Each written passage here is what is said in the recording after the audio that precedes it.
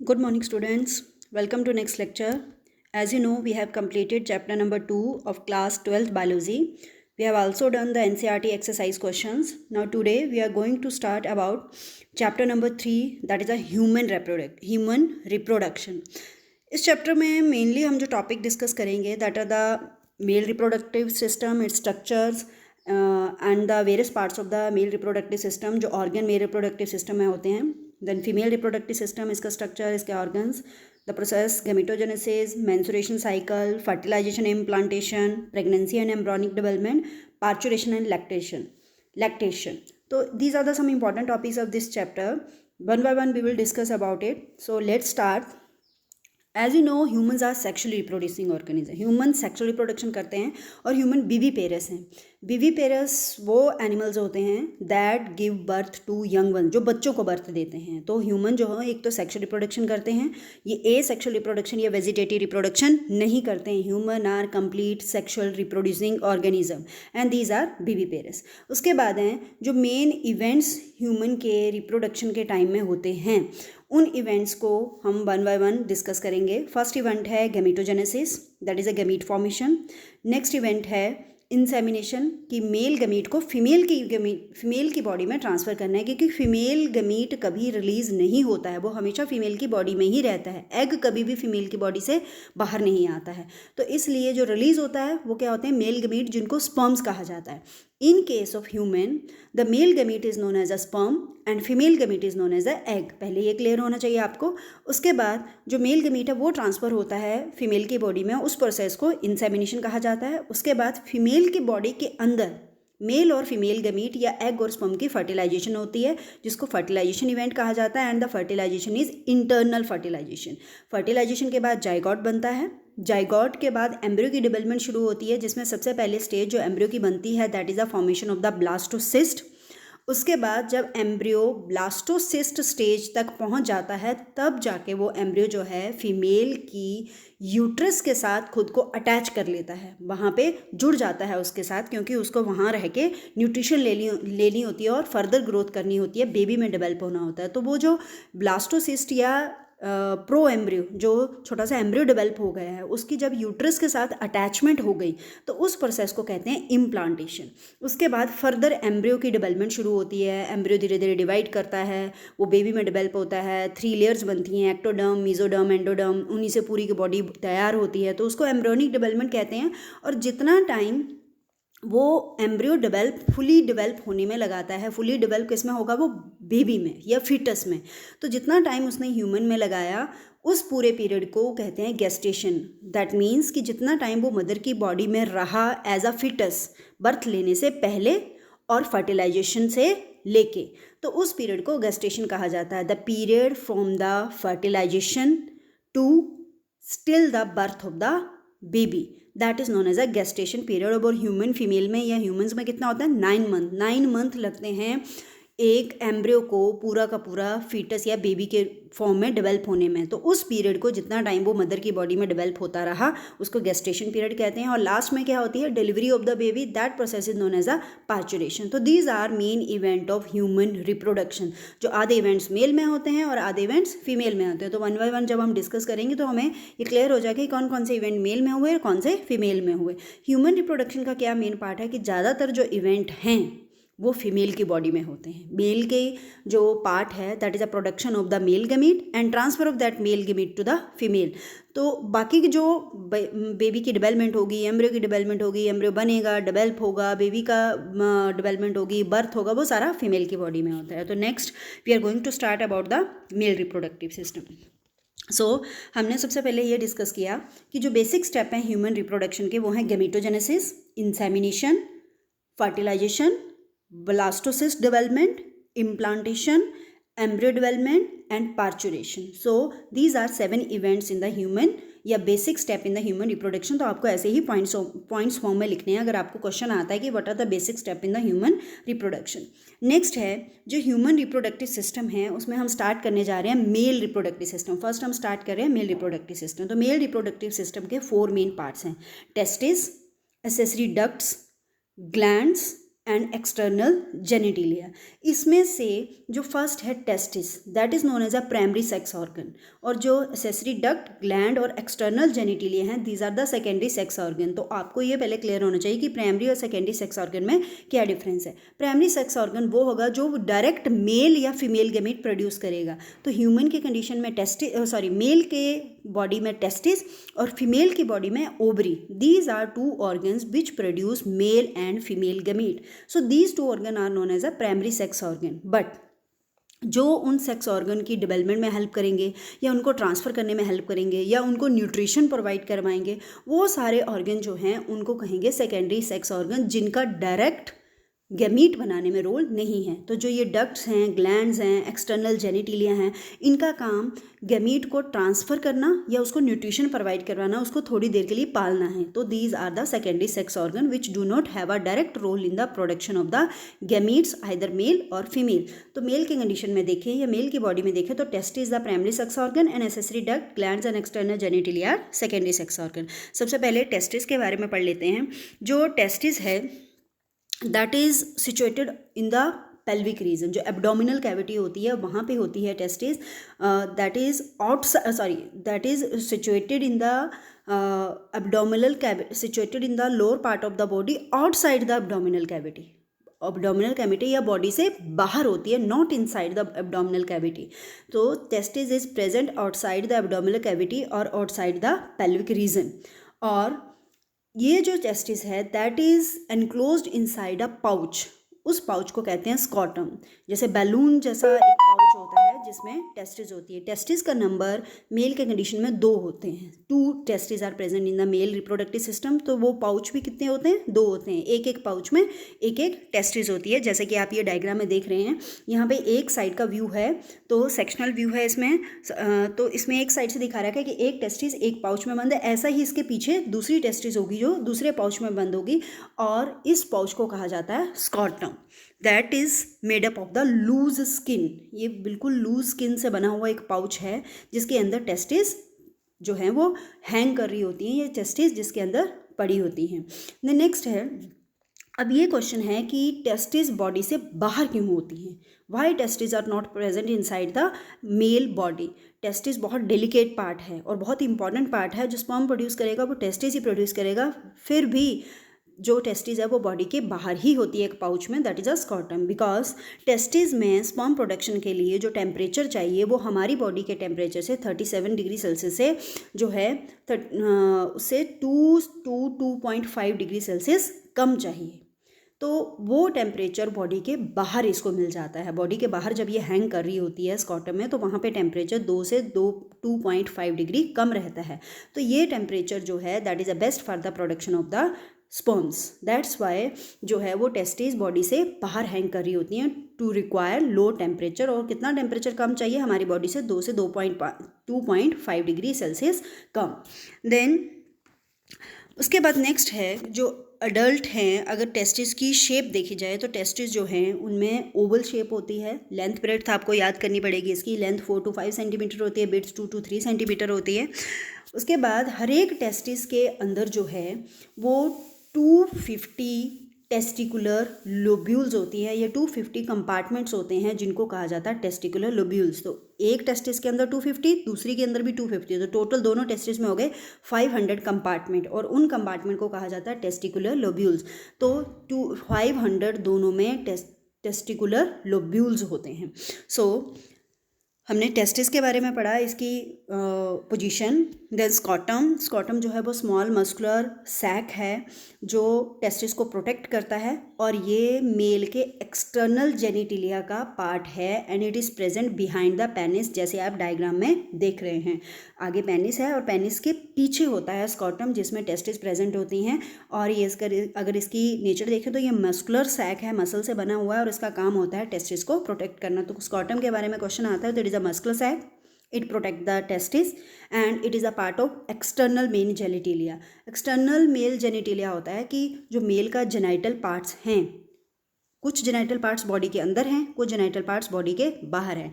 तो जो बॉडी के बाहर मेल के रिप्रोडक्टिव पार्ट्स हैं, genital parts in the sense reproductive part, जो मेल के बॉडी के बाहर रिप्रोडक्टिव पार्ट हैं उनको एक्सटर्नल जेनिटिलिया कहा जाता है, और वो दो हैं, एक स्कॉटम और दूसरा पेनिस। स्कॉटम के अंदर टेस्टिस है। Scrotum and penis are external male reproductive part या एक्सटर्नल मेल जेनिटिलिया, और ये पेनिस के पीछे प्रेजेंट होता है, बिहाइंड होता है। टेस्टिस का आपने लोकेशन पढ़ ली कि टेस्टिस जो है वो बॉडी के बाहर स्कॉटम में हैंग करी होती है, और इसको टेम्परेचर कम चाहिए होता है, इसलिए ये बॉडी के बाहर होती है। और टेम्परेचर कितना कम चाहिए होता है बॉडी से? 2 to 2.5 डिग्री सेल्सियस, बिकॉज ये लो टेम्परेचर जो है वो स्पर्म फॉर्मेशन के लिए चाहिए। And the process of formation of sperm is known as a spermatogenesis. जो आप यहाँ पे देख रहे हैं कि स्पर्मेटोजेनेसिस क्या होती है, that is a process of formation of the sperms. Then next है, अगर नेक्स्ट इसमें देखें तो जो टेस्टिस है उसके अंदर जो हमने लोब्यूल्स पढ़ी, टेस्टिकुलर कंपार्टमेंट्स पढ़े, वो 250 टेस्टिकुलर कंपार्टमेंट्स पढ़े हमने। एक टेस्टिस के अंदर 250, तो दोनों में 500। सो डायग्राम में अगर हम देखें उन टेस्टिकुलर लोब्यूल्स को, तो आप यहाँ देख रहे हैं सेमनीफेरस ट्यूब्यूल यहाँ लेबल किया हुआ है। So these are the testicular lobules और सेमनीफेरस ट्यूब्यूल्स। तो एक टेस्टिस के अंदर जो हैं वो 250 टेस्टिकुलर लोब्यूल्स होते हैं, और उनके अंदर उतनी ही सेमनीफेरस ट्यूब्यूल होती हैं अप्रॉक्सीमेटली। एक लोब्यूल के अंदर डबल भी हो सकती है, 2 भी हो सकती हैं, लेकिन जैसा कि आप यहाँ देख रहे हैं ब्राउनिश से कंपार्टमेंट बने हुए हैं, उनके अंदर येलो कलर की जो इन्होंने लेबल की हुई हैं वो सेमनीफेरस ट्यूब्यूल हैं। तो ये जो ब्राउनिश से कंपार्टमेंट हैं जिनके अंदर ये सेमनीफेरस ट्यूब्यूल्स बंद हैं, इनको कहा जाता है टेस्टिकुलर लोब्यूल्स। और इन टेस्टिकुलर लोब्यूल्स के अंदर क्या है? सेमनीफेरस ट्यूब्यूल हैं। यहाँ इस डायग्राम में एक कंपार्टमेंट के अंदर एक ही सेमनीफेरस ट्यूब्यूल बना रखी है। तो अगर 250 कंपार्टमेंट है तो 250 सेमनीफेरस ट्यूब्यूल्स होंगी। लेकिन कई बार क्या होता है कि एक कंपार्टमेंट के अंदर एक से ज़्यादा सेमनीफेरस ट्यूब्यूल भी हो सकती है, तो सेमनीफेरस ट्यूब्यूल का नंबर तो बढ़ सकता है, लेकिन टेस्टिकुलर लोब्यूल जो ये ब्राउनिश कंपार्टमेंट है जिनमें शेड की हुई है, ये सिर्फ 250 ही होते हैं एक टेस्टिस के अंदर। अब नेक्स्ट क्या है कि जो सेमनीफेरस ट्यूब्यूल्स हैं, सेमनीफेरस ट्यूब्यूल्स वो ट्यूब्यूल्स हैं या वो पाइप्स हैं जिनके अंदर मेल जर्म सेल हैं, प्राइमरी जर्म सेल हैं जो स्पर्म्स बनाएंगे, और ये किसके अंदर बंद हैं? They are enclosed inside the testicular lobules. तो जैसा कि हमने पढ़ा कि 250 टेस्टिकुलर लोब्यूल हैं, तो एक लोब्यूल के अंदर 1 से 3 सेमनीफेरस ट्यूब्यूल हो सकती हैं। तो अगर 250 टेस्टिकुलर लोब्यूल हैं तो सेमनीफेरस ट्यूब्यूल जरूरी नहीं है 250 ही होंगी, वो 250 से ज़्यादा भी हो सकती है, क्योंकि एक कंपार्टमेंट के अंदर 1 से 3 हो सकती हैं। And seminiferous tubules are the site of formation of the sperms. The next है, जो सेमनीफेरस ट्यूब्यूल्स हैं उनकी जो इंटरनल लाइनिंग है, सबसे अंदर वाली जो लेयर है उसमें 2 तरह के सेल होते हैं, that is a spermatogonia and Sertoli cell. जैसा कि आप डायग्राम में देखेंगे यहाँ पे, ये है एक टीएस व्यू या एक स्मॉल टीएस का भी सेक्शन काटा हुआ है जिसने। तो इसमें क्या आप देख रहे हैं कि ये स्पर्मेटोगोनिया, ये बाहर की जो लेयर है वो प्रोटेक्टिव लेयर है सबसे पहले टेस्टिस की, उसके बाद स्पर्मेटोगोनियम है, और साथ में बीच में सर्टोली सेल है। तो ये 2 तरह के सेल होते हैं, that is a inner lining of seminiferous tubule. तो ये सेमनीफेरस ट्यूब्यूल का एक छोटा सा हिस्सा इन्होंने काट के दिखाया हुआ है, जिसमें इसकी लाइनिंग के साथ जो है वो स्पर्मेटोगोनियम सेल जुड़े हुए हैं जिनको मेल जर्म सेल्स कहेंगे, और बाद में यही स्पर्म को डेवलपमेंट करवाएंगे। और दूसरे सेल हैं सेमनीफेरस ट्यूब्यूल के अंदर सर्टोली सेल, जो इसकी लाइनिंग के साथ नहीं जुड़े हुए, वो फ्री हैं बीच में, तो इनको Sertoli cell are known as a nurse cells. ये स्पर्म की डेवलपमेंट के लिए न्यूट्रिशन प्रोवाइड करवाएंगे, तो these are the sperm nourishing cell. Then जो ये मेल जर्म सेल्स हैं जिनको स्पर्मेटोगोनिया भी कहा जा रहा है, यही बाद में स्पर्म में डेवलप होंगे, और सर्टोली सेल जो सेमनीफेरस ट्यूब्यूल्स के अंदर प्रेजेंट है वो सिर्फ नरिशमेंट प्रोवाइड करवाएंगे for the development of the sperm. So male germ cell diploid हैं क्योंकि वो मेल रिप्रोडक्टिव सिस्टम का हिस्सा हैं। तो ह्यूमन की सारी बॉडी कैसी है? डिप्लॉयड, लेकिन जो स्पर्म बनेंगे वो हैप्लॉयड बनेंगे। आपको पता है कि गीमेट हमेशा कैसे होते हैं? हैप्लॉयड होते हैं। तो सबसे पहले इन स्पर्मेटोगोनिया या मेल जर्म सेल में मियोसिस होगी, और मियोसिस के बाद जो हैं वो स्पर्म्स डेवलप होंगे। So that's why the sperms are haploid. Then next है सेमनीफेरस ट्यूब्यूल जो हैं वो एक दूसरे के साथ बिल्कुल अटैच नहीं होती हैं, उनके बीच में थोड़ी स्पेस होती है जिसको कहा जाता है इंटरस्टिशियल स्पेस, और उस स्पेस में प्रेजेंट होती हैं blood vessels and special cell that are known as a interstitial cell और लेडिक सेल। ये सेल का सबसे इंपॉर्टेंट काम क्या है? To produce male sex hormone that are known as a androgen, और ये जो सेक्स हार्मोन है उसका एग्जाम्पल है टेस्टोस्टेरोन। सबसे जो इंपॉर्टेंट हार्मोन है और मेन हार्मोन है मेल रिप्रोडक्टिव सिस्टम का, दैट इज अ टेस्टोस्टेरोन। और इसके अलावा दूसरे हार्मोन और भी प्रोड्यूस होते हैं ह्यूमन की बॉडी में, ह्यूमन के मेल रिप्रोडक्टिव सिस्टम में या मेल की बॉडी में, दैट इज़ थोड़ा बहुत एस्ट्रोजन भी प्रोड्यूस होता है। इसके अलावा दूसरे हार्मोन जो मेल सेक्स हार्मोन है वो भी प्रोड्यूस होते हैं, लेकिन सबसे मेन हार्मोन है टेस्टोस्टेरोन जो सबसे ज़्यादा क्वांटिटी में प्रोड्यूस होता है, और इस हार्मोन का होना सबसे ज़्यादा जरूरी है स्पर्म की डेवलपमेंट और मेच्योरेशन के लिए। और वो हार्मोन कौन प्रोड्यूस करता है? लेडिक सेल प्रोड्यूस करते हैं। तो हम टीएस ऑफ टेस्टिस में देख लेते हैं कि ये कहाँ प्रेजेंट है। तो this is the TS of testis, जिसमें आपको ये जो पिंक कलर की जो बार्स दिख रही हैं या लाइनिंग दिख रही है, these are the interstitial spaces, और जो ये सर्कल आपको दिख रहे हैं these are the seminiferous tubule. TS of testis इस तरह का डायग्राम आपको दिखाई देगा। तो इन्होंने लेबल किया हुआ है interstitial cells that are the Leydig cell which provide और विच प्रोड्यूस एंड्रोजन और male sex hormone which are required for the development and maturation of the sperms. और जो सेमनीफेरस ट्यूब्यूल है उनकी जो सबसे अंदर वाली लाइनिंग है उसमें स्पर्मेटोगोनिया प्रेजेंट है, and these spermatogonia later will develop into the sperms or male gametes after doing meiosis. इनमें मियोसिस होगी, उसके बाद स्पर्म्स बनेंगे, और इन स्पर्मेटोगोनिया के बीच बीच में कहीं जो थोड़ी बहुत लूज स्पेस है वहाँ पे सर्टोली सेल्स होंगे, डायग्राम में दिखा रखा है। And the Sertoli cell are required for the nutrition as well as they are site for the attachment of sperm. जब स्पर्म डेवलप हो जाएगा तो वो सर्टोली सेल से अटैचमेंट भी डेवलप हो रहा होगा या डेवलप हो जाएगा तो सर्टोली सेल के साथ अटैच रहता है अपनी रिलीज से पहले। स्पर्म जो है जब पूरी तरह मेच्योर हो जाएंगे, बन जाएंगे, तो सेमनीफेरस ट्यूब्यूल के अंदर से रिलीज हो जाएंगे, लेकिन उससे पहले वो सर्टोली सेल से अटैच रहते हैं। तो these are the sites of attachment of developing sperms. इसके अलावा अगर हम यहाँ पे देखें तो ये एक सेमनीफेरस ट्यूब्यूल का स्ट्रक्चर है। तो यहाँ पे आप क्लियर देख सकते हैं कि स्पर्मेटोगोनिया है, that is a inner lining of a seminiferous tubule. सबसे सेमनीफेरस ट्यूब्यूल की सबसे जो इनर सिंगल लेयर लाइनिंग है दैट इज अ स्पर्मेटोगोनिया की है, और इनको मेल जर्म सेल कहेंगे। इन स्पर्मेटोगोनिया के बीच बीच में कहीं सेल ऑफ सर्टोली है, जैसा कि आप डायग्राम में देख रहे हैं। फिर इनमें मियोसिस होगी, और मियोसिस के बाद जो है वो धीरे धीरे स्पर्म डेवलप होंगे, लेकिन ऐसा नहीं है कि इसमें मियोसिस हुई और एकदम से स्पर्म बन जाएगा। इसको बहुत सारी स्टेजेस में से पास होना पड़ेगा। वो स्टेजेस कौन सी हैं वो हम डायग्रामेटिकली देख लेते हैं, जो आपको यहाँ से क्लियर हो जाएंगी। जैसे जो सबसे फर्स्ट लेयर है सेमनीफेरस ट्यूब्यूल की वो है male germ cell spermatogonia. Spermatogonia में मियोसिस होगी, वो डिवाइड करेगा और वो बनाएगा प्राइमरी स्पर्मेटोसाइट्स। प्राइमरी स्पर्मेटोसाइट से सेकेंडरी स्पर्मेटोसाइट्स बनेंगे, सेकेंडरी स्पर्मेटोसाइट से स्पर्मेटिड्स बनेंगे। अब स्पर्मेटिड्स को आप देखो तो वो सर्टोली सेल से अटैच हैं, जब तक वो मेच्योर नहीं हो जाएंगे, जब तक वो spermatozoa means sperms, the other name for sperm is spermatozoa. जब तक वो स्पर्मेटोजोआ नहीं बन जाएंगे वो सर्टोली सेल से जुड़े हुए रहते हैं। तो ये किस तरह से मियोसिस कब होती है, फर्स्ट मियोसिस 1 कब होगी, मियोसिस 2 कब होगी, और स्पर्म कैसे डेवलप होंगे, इसका पूरा टॉपिक आगे जाके आप पढ़ेंगे। लेकिन यहाँ पे आपको ये क्लियर होना चाहिए कि स्पर्मेटोगोनिया है, स्पर्मेटोगोनिया फिर प्राइमरी स्पर्मेटोसाइट बनाएगा, प्राइमरी स्पर्मेटोसाइट से secondary spermatocytes, then secondary spermatocyte से स्पर्मेटिड्स।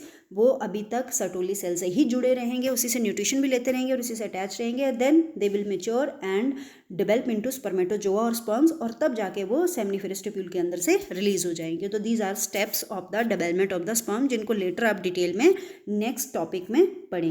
देन नेक्स्ट है जो मेल रिप्रोडक्टिव सिस्टम है, उसमें स्पर्म को बनाने की जगह तो सेमनीफेरस ट्यूब्यूल्स है जो टेस्टिस के अंदर प्रेजेंट हैं, लेकिन उनको ट्रांसफ़र करने के लिए, उनको मेल की बॉडी से बाहर ले जाने के लिए फीमेल की बॉडी तक बहुत सारी पाइप्स होती हैं जो टेस्टिस से ले जाती हैं और फिर पेनिस से होते हुए वो फीमेल की बॉडी में ट्रांसफ़र रहता है। तो उनको कहा जाता है मेल सेक्स एसेसरी डक्ट्स, जो उसको स्पर्म्स को, डेवलप स्पर्म्स को पास करने का और थोड़ी बहुत देर स्टोर करने का काम करेंगे। तो these are the 4 in number: rete testis, vasa efferentia, epididymis and vasa deferens. So पहले हम डायग्राम से देख लेते हैं, यहाँ से क्लियर हो रहा है। देखिए सबसे पहले है that is a seminiferous tubule. ये तो टेस्टिस का वो पार्ट है जहाँ पे स्पर्म्स बनेंगे। तो this is the main primary sex organ, ये एक पाइप नहीं है, ये एसेसरी डक्ट नहीं है, this is the primary sex organ. लेकिन इससे जो हर एक सेमनीफेरस ट्यूब्यूल से जो एक एक पाइप निकल रही है और ये पिंक येलो कलर का जो जाला बना रही है, that is known as a rete testis, that is known as a rete testis. Rete testis से फिर क्या निकल रही हैं, दैट इज अ बासा इफ्रेंशिया। आप देखिए कि बहुत सारी एक साथ येलो कलर की जो थिन सी पाइप्स निकल रही हैं और वो हेड ऑफ एपिडिडाइमस से अटैच हो रही हैं, that is known as a vasa efferentia. बासा इफ्रेंशिया फिर किससे अटैच हो रही हैं, एपिडिडाइमस ट्यूब से, उसके हेड से, that is known as a caput of epididymis. तो इसका हेड को कैपेट कहा जाता है। उसके बाद हेड के बाद एपिडिडाइमस पाइप की जो एक मोटी पाइप बन गई ग्रीन कलर की, उसको बॉडी ऑफ एपिडिडाइमस कहा जाता है। देन इसकी टेल बन जाएगी, नीचे जाके स्पॉन्स यहाँ से आते जा रहे हैं और टेल में आएंगे।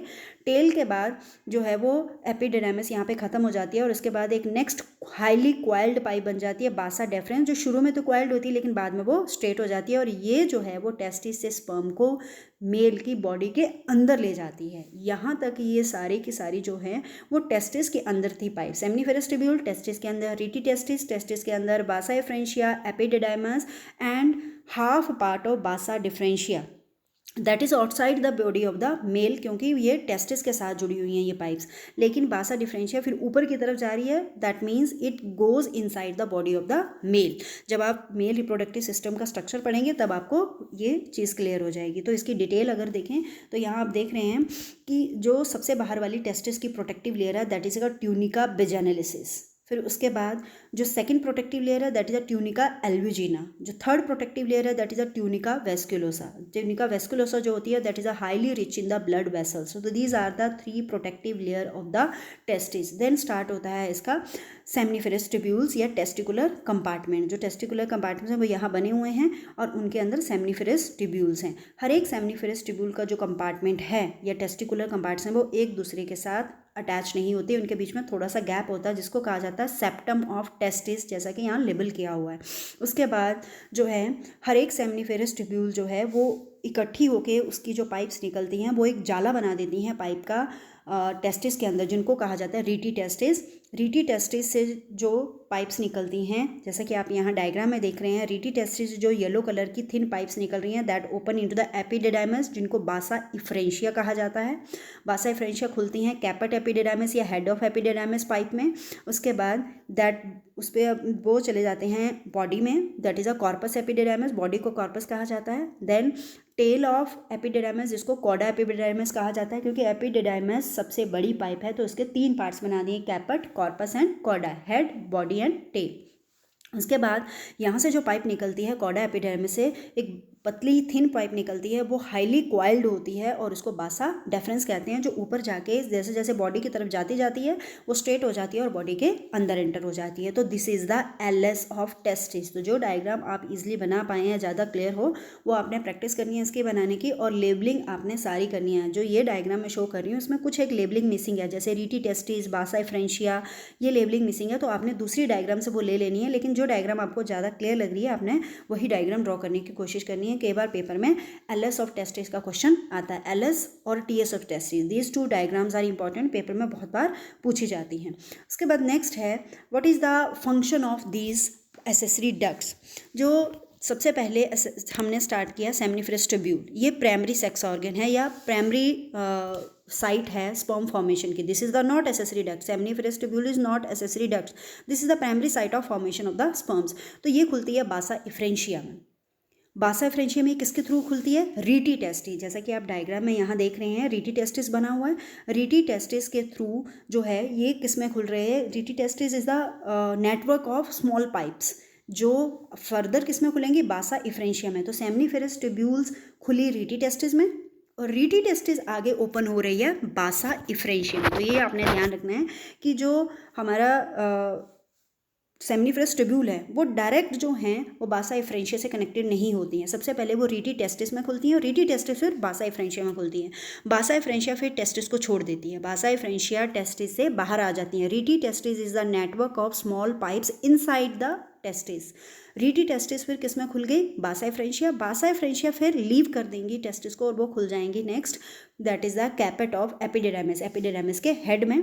एपिडिडाइमस जो है वो posterior surface of each testis होती है। उसके जो पोस्टीरियर सरफेस है, एंटीरियर एंड पोस्टीरियर दो सरफेस है टेस्टिस के, तो जो पोस्टीरियर सरफेस है वहाँ पे जो है वो अटैच होते हैं एंटीरियर और पोस्टीरियर। जब हम डायग्राम देखेंगे तो वहाँ से क्लियर हो जाएगा, जैसा कि आप यहाँ देख रहे हैं। तो यहाँ पे देखिए आप बासा इफ्रेंशिया जो हैं वो लेबल किया हुआ है इन्होंने, और जो एपिडेर्मिस है वो इसके पोस्टीरियर स्पेस पे, पोस्टीरियर स्पेस या पोस्टीरियर प्लेस पे है।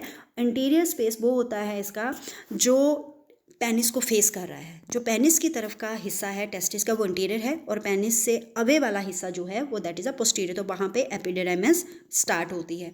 एपिडेर्मिस फिर बासा डिफरेंशिया में खुलती है, और बासा डिफरेंशिया फिर ऑर्गन के ऊपर, यूरिनरी ब्लैडर के ऊपर लूप बना के, डायग्राम में देख रहे हैं, बासा जो एपिडेर्मिस है बासा डिफरेंशिया में खुली। पहले तो बासा डिफरेंशिया बहुत कॉइल्ड थी, जब टेस्टिस के बिल्कुल सामने थी। जैसे ही वो बॉडी की तरफ अंदर जाने लगी वो बिल्कुल स्ट्रेट ट्यूब हो गई, और ऊपर जाके बॉडी के पास जब उसने एंटर होना था वो बेंड हो गई, और बेंड होकर वो यूरिनरी ब्लैडर के ऊपर लूप बना देती है। यूरिनरी ब्लैडर के आगे वो लूप बनाती है, और लूप बना के वो किस में एंटर हो जाती है, that is inside the seminal vesicle. Seminal vesicle एक ग्लैंड है मेल रिप्रोडक्टिव सिस्टम का। तो इस तरह से बासा डेफरेंस जो है वो एब्डोमेन में अंदर जाती है, और एब्डोमेन के अंदर यूरिनरी ब्लैडर के ऊपर लूप बनाती है, और लूप बनाने के बाद वो सेमिनल वेसिकल के पास जाके खुल जाती है। सेमिनल वेसिकल ग्लैंड से होती हुई वो सेमिनल वेसिकल ग्लैंड, फिर उसके बाद आएगा प्रोस्टेट ग्लैंड, उसके बाद आया बल्बोरेथ्रल ग्लैंड। ये 3 ग्लैंड है मेल रिप्रोडक्टिव सिस्टम के, जिनको आगे पढ़ेंगे।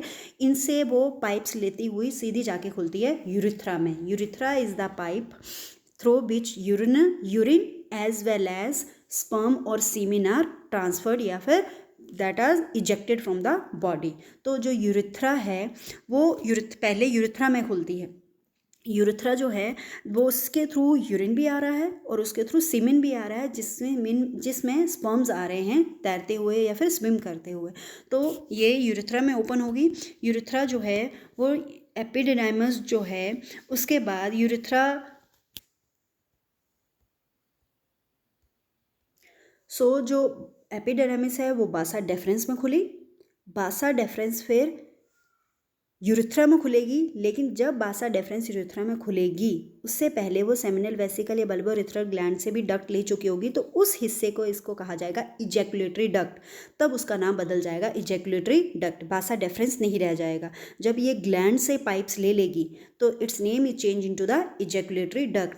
इजैकुलेटरी डक्ट जो होती है that is a small duct, और इसमें थोड़ी देर के लिए स्पर्म स्टोर रहते हैं। फिर ये स्टोर करने के बाद उनको ट्रांसफ़र कर देती है यूरिथ्रा में, और यूरिथ्रा जो है वो यूरिनरी ब्लैडर से स्टार्ट होती है और पेनिस से होते हुए बॉडी के बाहर खुलती है। और जिस पोर से ये बॉडी के बाहर खुलती है, पेनिस की ओपनिंग में वो पोर होता है, उसको कहा जाता है यूरिथ्रल मीटस। जैसा कि आप डायग्राम में यहाँ देख रहे हैं, यहाँ पे ये पेनिस है, पेनिस के अंदर से यूरिथ्रा आ रही है, और जब ये बाहर खुलेगी तो जो ये पोर होगा उसको कहा जाएगा यूरिथ्रल मीटस। तो इस यूरिथ्रा में यूरिन भी पास होगा और साथ में सीमेन भी पास होगा। एक टाइम पे एक ही चीज़ पास होती है, या तो यूरिन पास होता है या फिर सीमेन पास होता है, दोनों साथ में पास नहीं होते हैं। इसलिए यूरिथ्रा को मेल यूरोजेनाइटल डक्ट कहा जाता है। यूरोजेनाइटल मीन्स इससे यूरिन भी पास होगा और इससे जो है वो स्पर्म्स भी पास होंगे। दैट्स वाई यूरिथ्रा का वो पार्ट जो पेनिस के अंदर है that is known as a urogenital duct,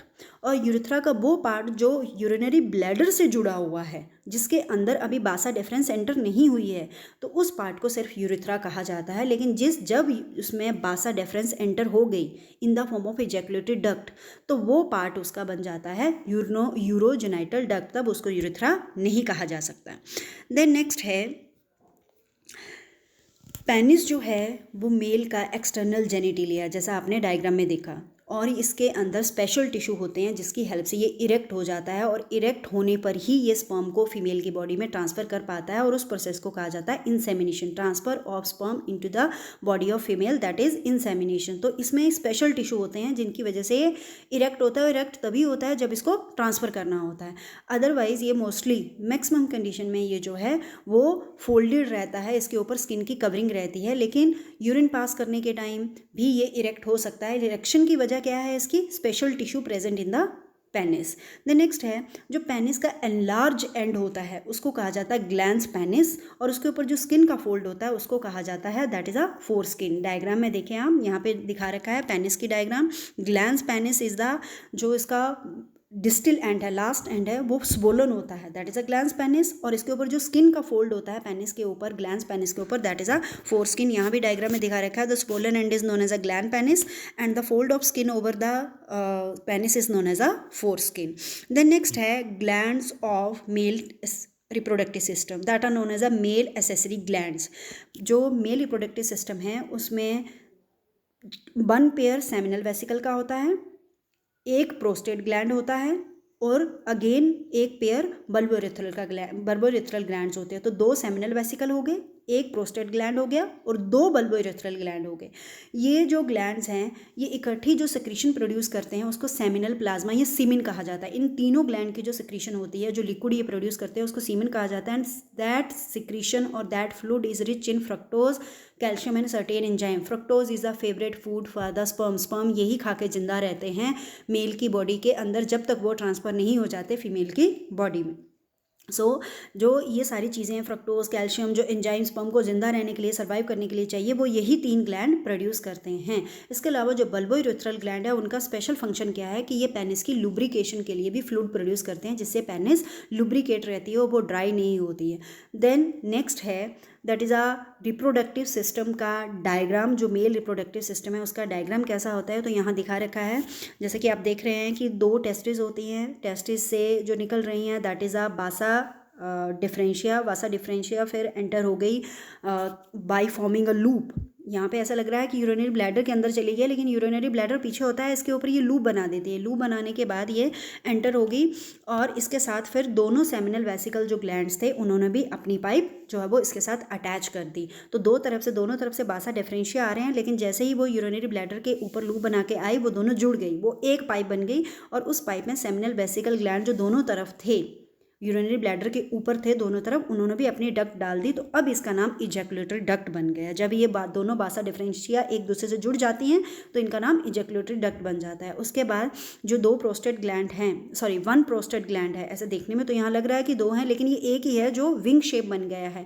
तो 1 प्रोस्टेट ग्लैंड है, उसकी डक्ट्स भी इस इजैकुलेटरी डक्ट में ऐड हो जाती हैं। फिर बल्बोरेथ्रल ग्लैंड है जो बटन शेप होते हैं, इन दोनों की डक्ट्स भी इजैकुलेटरी डक्ट में अटैच हो जाती हैं। उसके बाद जो है जो ये डक्ट जो है वो एंटर हो जाती है इनसाइड द पेनिस, और पेनिस के अंदर जो है वो यूरिथ्रा जा रही है और साथ में इजैकुलेटरी डक्ट भी इसके अंदर एंटर हो गई। तो अब इसका नाम बन गया यूरोजेनाइटल डक्ट। तो जो यूरिनरी ब्लैडर से यूरिथ्रा आ रही थी वो पेनिस के अंदर एंटर हो गई और उसी डक्ट में इजैकुलेटरी डक्ट भी अटैच हो गई। तो ये आपने ध्यान रखना है कि यूरिथ्रा के अंदर जो इजैकुलेटरी डक्ट है जो पीछे से बासा डिफरेंशिया के जुड़ने की वजह से आ रही है, अटैच होने की वजह से आ रही है, यूरिथ्रा के अंदर एंटर हो जाती है और इसका नाम यूरोजेनाइटल डक्ट बन जाता है। उसके बाद पेनिस का जो सबसे लास्ट वाला पार्ट है वो स्वोलन होता है, उसको ग्लैंस पेनिस कहते हैं, और उसके ऊपर जो ये फोल्ड होता है स्किन का that is known as a foreskin. So this is the diagrammatic view of male reproductive system. बहुत बार पेपर में ड्रॉ करने के लिए आता है, तो अगर आप इसको इजी डायग्राम से देखना चाहते हैं तो यहाँ से आपको इजीली क्लियर हो जाएगा, जिसमें इजी तरीके से इसको ड्रॉ करके रखा हुआ है। दैट इज़ दोनों तरफ टेस्टिस हैं, टेस्टिस से 2 बासा डिफरेंशिया निकल रही हैं, बासा डिफरेंशिया फिर जाके इकट्ठी हो जा रही हैं यूरिनरी ब्लैडर के ऊपर लूप बना के, जो यहाँ क्लियर दिखा रखा है बिल्कुल। फिर दोनों सेमिनल वेसिकल की डक्ट भी उस यूरिनरी बासा डिफरेंशिया की पाइप में खुल रही हैं। तो अब इनका नाम क्या बन जा रहा है, इजैकुलेटरी डक्ट। फिर प्रोस्टेट ग्लैंड की डक्ट भी उसमें खुल रही है, उसके बाद बल्बोरेथ्रल ग्लैंड की डक्ट भी खुल रही है, और ये जो इजैकुलेटरी डक्ट है फिर यूरिथ्रा में खुल जा रही है और यूरिथ्रा का नाम यूरोजेनाइटल डक्ट बन जा रहा है। यूरिथ्रा पीछे से यूरिनरी ब्लैडर से आ रही है और पेनिस के अंदर एंटर हो रही है।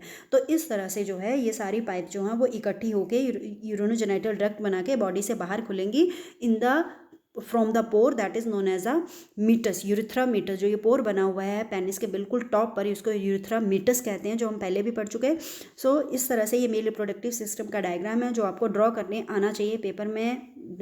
मेल रिप्रोडक्टिव सिस्टम का डायग्राम, ये वाला डायग्राम जो यहाँ दिखा रखा है। Then next TS of testis, then LS of testis. ये डायग्राम पेपर में बहुत बार पूछे गए हैं या पेपर में आते हैं। उसके बाद नेक्स्ट है हम करने जा रहे हैं सीमेन, कि सीमेन क्या होता है। जैसे कि हमने इंट्रोडक्शन में पढ़ा कि seminal vesicle, bulbourethral gland, prostate gland, ये तीनों ही जो फ्लूइड प्रोड्यूस करते हैं वो कंबाइन होकर क्या बनाता है, सीमेन, जिसमें फ्रक्टोज, कैल्शियम और बहुत सारे एंजाइम्स होते हैं स्पर्म की डेवलपमेंट या उसकी अलाइव रहने के लिए। तो सीमेन जो है एक सेमिनल फ्लूइड है जिसके अंदर स्पर्मेटोजोआ या स्पर्म प्रेजेंट होते हैं और ये मेल के सेक्सुअल ग्लैंड वो प्रोड्यूस करते हैं और इसी के अंदर जो है वो स्पर्म जो है वो स्विम करता रहता है और इसी सीमन लिक्विड सीमन में ही जो है वो लिक्विड सीमन जो है वो मेल की बॉडी से रिलीज़ होता है फीमेल की बॉडी के अंदर और स्पर्म इसी के थ्रू ट्रांसफ़र होते हैं।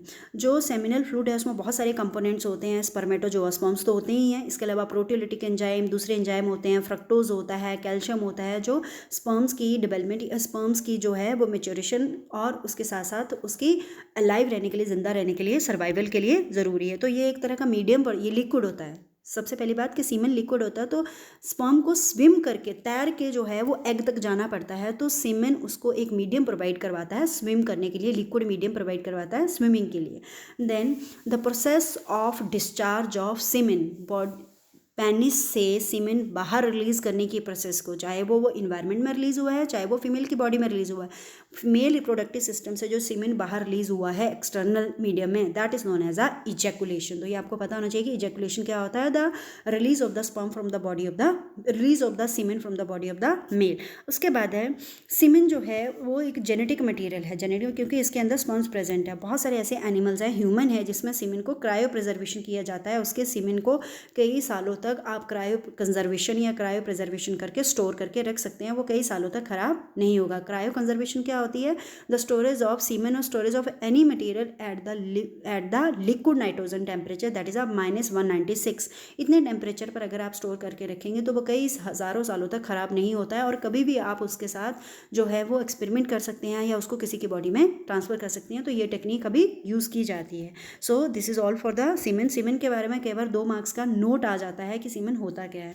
सो आज हमने मेल रिप्रोडक्टिव सिस्टम के बारे में पढ़ा। मेल रिप्रोडक्टिव सिस्टम के जो वेरियस पार्ट्स थे, that is mail reproductive part, जो प्राइमरी रिप्रोडक्टिव है या प्राइमरी सेक्स ऑर्गन है वो टेस्टिस है। इसके अलावा एसेसरी डक्ट्स, ग्लैंड्स, एक्सटर्नल जेनिटिलिया में आते हैं इसका पेनिस। तो पेनिस का स्ट्रक्चर आपको यहाँ से पता होना चाहिए कि इसके फ्रंट पार्ट को ग्लैंस पेनिस, जिसके ऊपर स्किन का फोल्ड होता है वो फोर स्किन होता है, एंड इसमें स्पेशल टिश्यू होता है जिसकी वजह से इरेक्ट होता है और ट्रांसफ़र करता है स्पर्म्स को।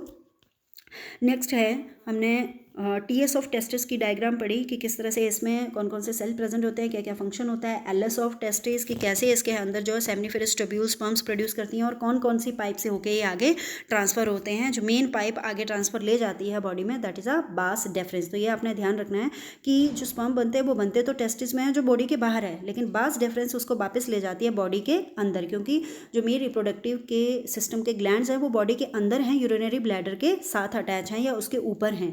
तो वहाँ पे स्पर्म्स को वापस ले जाया जाता है, उनसे सिक्रीशन ली जाती है मेल रिप्रोडक्टिव ग्लैंड से, उसके बाद उनको फिर पेनिस के थ्रू बाहर रिलीज़ कर दिया जाता है। तो this is all for the today. हमने मेल रिप्रोडक्टिव सिस्टम की मैक्सिमम डिटेल कर ली है। कल हम फीमेल रिप्रोडक्टिव सिस्टम के बारे में डिस्कस करेंगे, तो थोड़ा सा आपने इसके बारे में पढ़ के आना है। Then have a good day, thank you.